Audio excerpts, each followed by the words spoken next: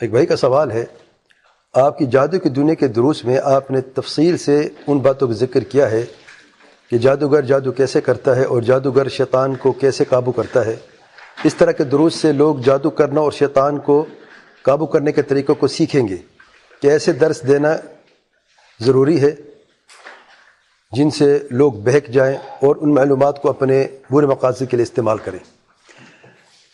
دیکھیں، جب میں نے یہ بات کی ہے جادو کی دنیا، تو مقدمے میں آپ سن لیں، اور بار بار اس چیز کا میں نے ذکر کیا ہے کہ ایک سوڈان کے ایک ایسا جادوگر جو جادو کی بہت ساری گہرائی تک جا چکا تھا، گر چکا تھا، نعوذ باللہ، اس نے توبہ کی ہے۔ تو ایک تائب جادوگر کا میں نے بنیاد بنا کر ایک قصہ بیان کیا، اور اس شخص سے اپنے قصے میں یہ بات بتائی ہے، جب وہ گھر سے نکلا تھا وہ قرآن کا علم حاصل کرنے کے لیے، حافظ قرآن بننے کے لیے نکلا تھا، اور اس نے سفر کیا ہے، بہت ساری مشقتیں اس بندے نے برداشت کی ہیں، جد و جہد کیے اللہ تعالیٰ کے اس پاک کلام کو پڑھنے کے لیے، حافظ بننے کے لیے۔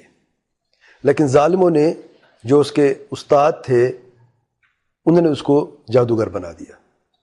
پھر اس بندے نے بتایا ہے کہ وہ مرحلہ کیسے اس شخص کی زندگی میں آیا اور کس طریقے سے ان ظالموں نے اسے جادوگر بنا دیا۔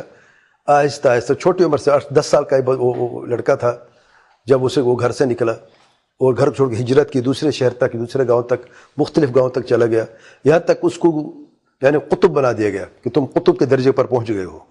اور 4 قطب ہوتے ہیں، اور آپ جانتے ہیں کہ صوفی جو ان کا جو عقیدہ ہے کہ 4 قطب ہیں، اور 4 ایسے بڑے اللہ تعالیٰ کے نیک بزرگ اور ولی ہیں جنہوں نے آسمان کو اٹھایا ہوا ہے۔ اگر قطب نہ ہوتا تو مصیبتیں ہوتی اس جگہ پہ، شمال، جنوب، مشرق و مغرب۔ تو جو مشرق کا قطب ہے وہ ان صاحب جو ہے ان کو بنا دیا گیا تھا۔ تو انہوں نے اپنے جو ان کے ساتھ آپ بیتی گزری ہے اس کے انہوں نے تفصیل بیان کی ہے کہ کیسے انہوں نے مجھے جادو کی طرف دھکیلا، مجھے پتہ بھی نہیں چلا، کیسے چلے کٹوائے، کس طریقے سے شیطانوں سے انہیں میرے شیطان کو قابو کرنا، تابع کرنا، کس طریقے سے غلط طریقے سے قرآن کی آیتوں کو الٹا پڑھنا یا نجاست کے ساتھ لکھنا، نعوذ باللہ، یا پڑھنا اور قرآن کی بے حرمتی کرنا۔ تو اس بندے نے بتایا ہے۔ اصل مقصد ان دروس سے لوگوں کو یہ آگاہی دینی تھی، لوگوں کو خبردار کرنا تھا تاکہ لوگ جادو جیسے جو شرک اور کفر ہے اس سے لوگ خبردار ہو جائے، آگاہ ہو جائے اور اسے بچیں۔ اور یہ تفصیل تھوڑی سی بتائی ہے وہ اس لیے کہ ہمارے معاشرے میں جو اکثریت ہے ان بزرگوں کی، جو یعنی چہرے پہ داڑھی بھی ہوگی، سر پہ پگڑی بھی، ہاتھ پہ تسبیح بھی ہوگی، اور تعویذ بھی لکھتے ہیں، لوگوں کے کہتے ہیں کہ اللہ تعالیٰ کے ولی ہیں، یہی مشہور ان کے تعلق سے، لیکن ہوتے جادوگر ہیں۔ میں یہ بات بیان کرنے کی کوشش کی تھی، اس جادو کو کس سے بیان کرنے کی اور تھوڑی سی تفصیل بیان کرنے کی، جبکہ اور بہت سی باتیں جو میں نے نہیں بتائیں، اور بھی بہت ساری چیزیں تھیں، میں نے چند چیزیں بتائی ہیں، جیسے کہتے ہیں سمجھداروں کو اشارہ کافی ہے تاکہ پتہ چل جائے کہ یہ لوگ کتنی گندگی میں یہ جیتے ہیں اور کتنی غلاظت میں رہتے ہیں اور کتنے اللہ تعالیٰ سے دور ہیں، شرک و بدعات و خرافات میں غرق ہیں، نعوذ باللہ۔ تو اس لیے میں نے بتایا تاکہ لوگ ان کی حقیقت کو جان لیں، اپنا جو اللہ کے ولی سمجھتے ہیں، لوگ ان کے پاس جاتے ہیں، جن مرغی چوری ہو گئی 300 ریال کی یا 700 ریال کی، اس کو 2-3 ہزار دیتے ہیں یہ پتہ کرنے کہ کس نے چوری کی ہے، جبکہ حدیث میں آیا ہے کہ جس نے کاہن کی تصدیق کی وہ کافر ہے۔ تو کہانت ان کے پاس ہے، جادو ان کے پاس ہے۔ تو یہ لوگ اصل کی حقیقت کیا ہے، کیسے گندگی میں رہتے ہیں، جادو کیسے کرتے ہیں، قرآن کیسے الٹا پڑھتے ہیں، نجاست میں کیسے رہتے ہیں، کیسے لوگوں کو دھوکہ دیتے ہیں، تاکہ لوگ کو پتہ چل جائے لوگ کرتے کیا ہیں، ان کی حقیقت کیا ہے، لوگ ان سے متنفر ہوں۔ یہ ہرگز مقصد نہیں کہ لوگ ایسے لوگ بھی ہوں گے، یا آپ کے ذہن میں گمان بھی آئے گا ایسے کہ لوگ اس کو سن کے اور خود جادوگر بنے گا، نعوذ باللہ۔ اور یہ کسی نے کہا کہ جیسے میں نے بتایا اگر کوئی شخص کرنا شروع کر تو جادوگر بن جائے گا یا شیطان قابو کر لے گا، بھئی لوگ مر گئے ہیں اس میں، یہ عام بات سمجھتے ہیں کیا؟ ان کی اجازتیں ہوتی ہیں، بڑی تفصیل میں نے نہیں بتائی کہ وہ جب گیا تھا اس کے جو بزرگ تھے وہ خاص اجازت دیتا ہے، آگے پہ اس کو بھیجتا ہے، پھر اس کے خاص چلے کٹواتے ہیں، خاص عمل ہوتے ہیں، پھر وہ آگے کسی اور سے اجازت لیتا ہے، پھر جا کے اس مقام پہ لوگ پہنچتے ہیں اس گندگی میں۔ یہ کسی نے کہا کہ اگر آپ یہ جو 2-4 چیزیں میں نے بتائی کہ بندہ جادوگر بن جاتا ہے، بس وہ جادو کرنا شروع کر دیتا ہے۔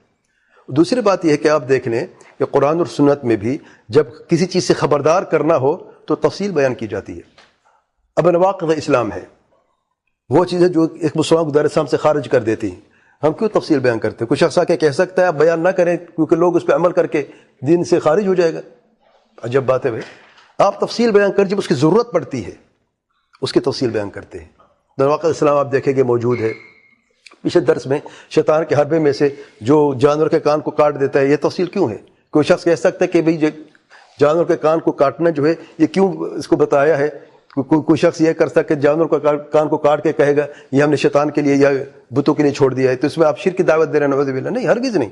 یہ اس لیے تو لوگوں میں آگاہی ہو جائے، آپ ان کو معلومات دے رہے ہیں کہ یہ چیزیں ہوتی ہیں، ان سے بچا جائے. اسی طریقے سے مسائل الجاہلیہ دیکھ لیں، 100 سے زیادہ مسئلہ ہے قرآن و سنت میں. کیوں کوئی علماء الگ سے تصنیف بنائی ہے، الگ سے کتابیں لکھی ہے، تاکہ لوگ خبردار ہو جائیں، آگاہ ہو جائیں. یہ جو مسائل ہے جاہلی، ان سے لوگ گریز کریں، ان سے لوگ دور ہو جائے، معاشرے میں عام نظر آتی ہیں. تو اگر ہم بھی بات بیان کرنا چھوڑ دیں اس ڈر سے، تاکہ لوگ جانیں گے تو کریں گے. بھئی لوگ جانیں گے تو نہیں کریں گے. اصل بات یہ ہے جو بہت کم لوگ ہیں جو اگر یہ سوچ رکھتے بھی ہیں تو ان کی کوئی وقت نہیں، ان کی کوئی حیثیت نہیں معاشرے میں، ان کی طرف دیکھا بھی نہیں جاتا. ورنہ ہر سر پھر آ کے کہے گا یار میں نے یہ چیز اس درس میں سنی ہے، اس میں یہ شیطانی کام تو میں نے وہ کرنا ہے. ایسے لوگ کہاں سے؟ تو پھر دعوت بند کر دیں. پھر تو دعوت تو تبلیغ میں ہمیشہ جہاں پہ تفصیل کی ضرورت ہو وہ تفصیل بیان کرتے ہیں، لیکن اس طریقے کے ساتھ جیسے کہ اس کا حق ہے.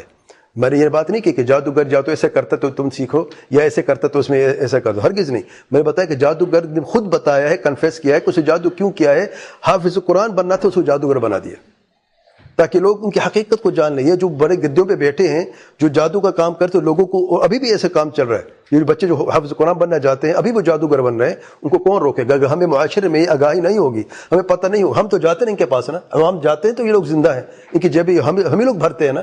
جب مجھے پتہ چلے گا، ہمیں پتہ چلے گا، آگاہی عام ہوگی لوگوں تک، تو لوگ جائیں گے ان کے پاس. نہیں جائیں گے. پتہ ہے کہ جھوٹ بولتے ہیں، پتہ ہے کہ شرک بدعات کرتے ہیں، پتہ ہے شیطانوں کو اپنے قابو میں کرتے ہیں. اگر ایک تعویذ دے کے شیطان بھیج دیا کسی مسئلے کے حل کے لیے، یہی لوگ اور تعویذ دے کے اور شیطان بھیجتے ہیں اسی کے خلاف، جو کمائی کر رہے ہیں اپنی. تو اصل مقصد یہ تھا. اس میں کوئی حرج نہیں ہے، اس میں انشاءاللہ خیر ہے. اور کئی لوگوں نے الحمدللہ اس کو اللہ کو جزائے خیر دے دعائیں بھی دی ہیں. اگر کچھ لوگوں کو یہ غلط لگا ہے تو وہ اپنی اصلاح کر لیں، اس میں کوئی غلط نہیں ہے.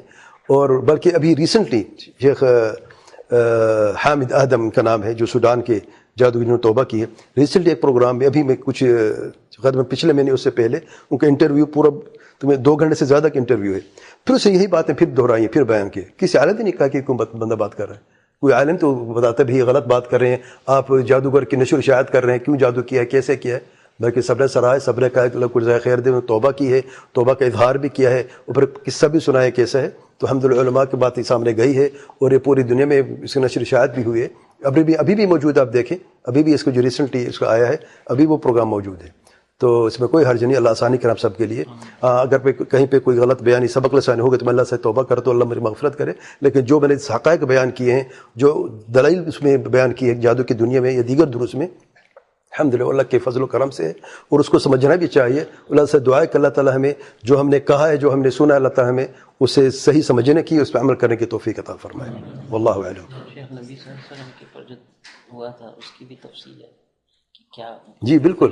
یعنی جو آپ صلی اللہ علیہ وسلم پر جادو ہوا، جزاک اللہ خیر، آپ نے یاد دلایا کہ جو آپ صلی اللہ علیہ وسلم پر لبید بن عاصم یہودی نے جادو کیا، تو صحیح بخاری کی متفق علیہ حدیث میں آیا ہے کہ مشط و مشاطہ، اس پر بال ہیں، بالوں پہ گرا ہے، ٹھیک ہے نا، اس پہ جادو کیا گیا، اور کس کنویں کے کہاں پہ رکھا گیا. تو یہ تفصیل موجود ہے. کچھ شخص کہہ سکتے ہیں حدیث کیوں ہے، یہ تفصیل کیوں بیان کی ہے؟ کیونکہ ایسے لوگ بھی ہیں یہ جو تفصیل کو دیکھیں گے پھر ایسا جادو کریں گے.